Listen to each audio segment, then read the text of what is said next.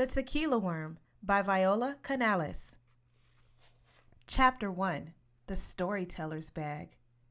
In the evenings, when the cool breeze began to blow, all the families came out to their porches to sit and talk, to laugh and gossip. And that is where and how our barrio became one family. Doña Clara visited every summer, and no one missed her stories, for she came carrying a bag filled with secret things that conjured up the most amazing tales. Clara had a square face on top of a big round body, and the biggest eyes and the widest mouth. She was especially proud of her catfish mouth, which she painted scarlet. She wore a big black onyx tongue around her neck. "This," she said, "is the symbol of a storyteller. It has been handed down from generation to generation for hundreds of years."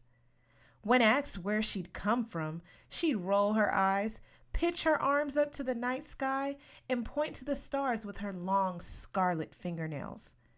So the other kids and I believed she'd just flown down from a star. Then she'd shake her many wooden bracelets and thrust her hand into her mysterious bag. She rattled her things around as we stared, bug-eyed. Clara sucked her front teeth, batted her eyes, and then slowly started lifting something out of her bag. You could hear your blood go thump, thump, thump.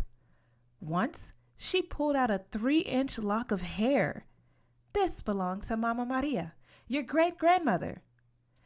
As the lock of dark hair made its way from hand to hand, person to person, Clara said, "Your Mama Maria was a mule, always kicking her way through things. A force to behold, but beautiful with the darkest eyes and long, wild Apache hair. This hair." "And you, Sophia?" Clara pointed at me. "Not only look like her, but have inherited her gift for mule kicking." I gasped.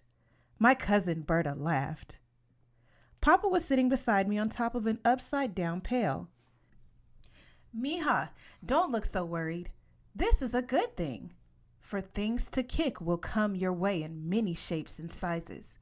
You'll see."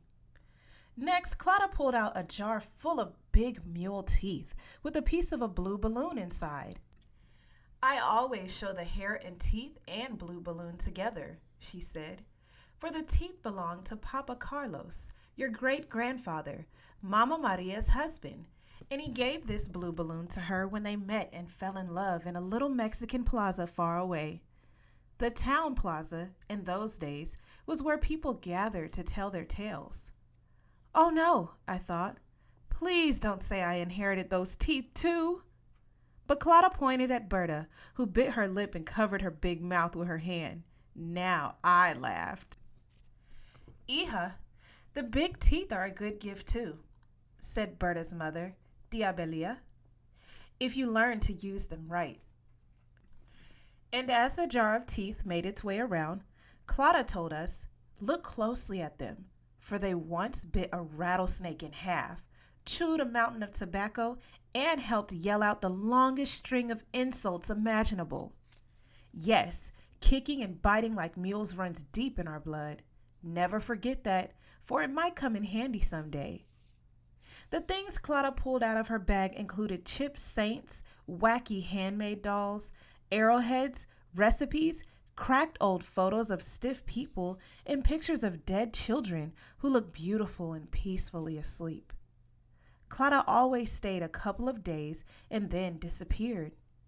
I have to go visit other families, other barrios, for it's important that they also hear these stories. But before leaving, she'd reach into her bag one last time to pull out a tiny bottle of mezcal. She'd take a hairpin and fish out the tequila worm swimming inside. "This will cure my homesickness as I travel to my next family," Clara would say, popping the tequila worm into her mouth and chewing. She swallowed loudly as we stared. I was amazed. Sick, too. "Now, is there some story you want me to tell as I continue on my journey?" I'd shake my head. There was nothing I'd want her to tell, at least nothing that could possibly compare with the stories that went with the big teeth, the lock of hair, and especially the tequila worm. When I was about 6, Clara came to visit as usual, but this time she was in a wheelchair. And when we gathered around her on the porch, we saw that her big mouth had collapsed into a thin line, and her popping eyes gazed out at nothing. Mama kissed Clara's trembling white hair and placed her story bag at the center of the porch. She reached inside and slowly pulled out her cupped hand. There was nothing in it. But Mama handed the invisible thing to me and said, "Here is the ceramic baby Jesus for the manger of the Christmas nacimiento your abuelita builds each year. It represents the vivid image Clara gave me of my great-grandmother Maria, who I never met, but who I feel close to through her story, about how she worked for weeks, making tamales and then going door to door selling them so she could buy a brand new baby Jesus for her daughter, my mother, who was appointed the Christmas madrina, the godmother for baby Jesus that year." This image was passed around from hand to hand, person to person. "Sophia, you're next," Mama said. "Reach into the bag and see what secret is inside for you." I put my hand in and felt all around. Empty. I pulled out my cupped hand and showed everyone. I hesitated, then turned to look at Clara. This is the black onyx tongue that Clara still wears around her neck. I look at it and remember all the stories Clara has told us. Our stories. "Yes," said Mama. "Clara is a perfect example of a good comadre." "A good comadre?" I said. "Someone who makes people into a family. And it's what I want you and your little sister Lucy to grow up to be." "But mija, don't worry about this now," Papa said, smiling and tapping out a waltz on the cement floor with his brand new brown and white cowboy boots. "It's something you'll gradually pick up along the way." Mama handed Clara's bag to my cousin Berta. "It's your turn." That night, as I lay awake, I thought about Clara and what Mama had said about becoming a good comadre.